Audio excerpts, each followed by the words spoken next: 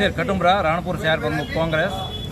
આજે આ મોદી સાહેબ જે ગેસનો ભાવ વધારો કરી રહ્યા છે અને ગેસની અછત છે, તો અછતના કારણે બહુ પબ્લિક હેરાન થઈ રહી છે, એના કારણે આ વિરોધ કર્યો છે।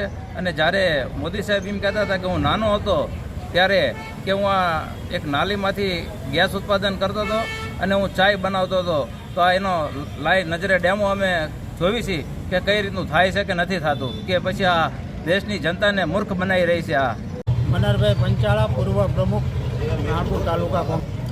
અત્યારે આ હળાહળ મોંઘવારીમાં અને અત્યારે જે ગેસની અછત છે અને મોદી સાહેબ એક વખત એવું કહેતા હતા કે એક ચાની થેલીવાળો નાલીમાંથી પાઇપલાઇન નાખીને ગેસ ઉત્પન્ન કરીને એનો ધંધો ચલાવતો હતો। અત્યારે અમે એવું જોઈ રહ્યા છીએ કે મોદી સાહેબ કહેતા હતા એ ખરેખર સાચું છે ખોટું છે, એના માટે અમે અત્યારે વિરોધ પ્રદર્શન કરી રહ્યા છીએ।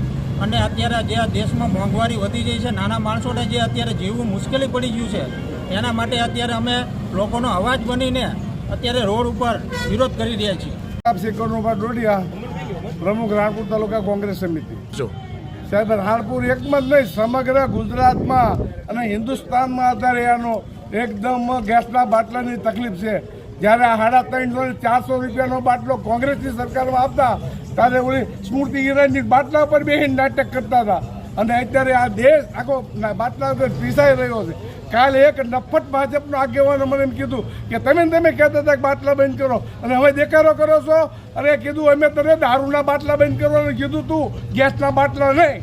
આવું બોલે મારે બોલો, અમને કોઈ એવી શરમ નથી। અને સાહેબ, અત્યારે કેટલા બધા લોકો હેરાન થઈ રહ્યા છે ને કે ન પૂછો, લોજું બંધ થઈ જાય છે, મોરબીમાં બંધ થઈ ગયું છે, નાના ઉદ્યોગો, નાની રેકડીઓ, પાણીપુરીવાળા જાય સાંજે 5 રડી ખાતા, આ બધા બંધ થઈ જાય, સાફ કરી દીધું ગુજરાતને અમને।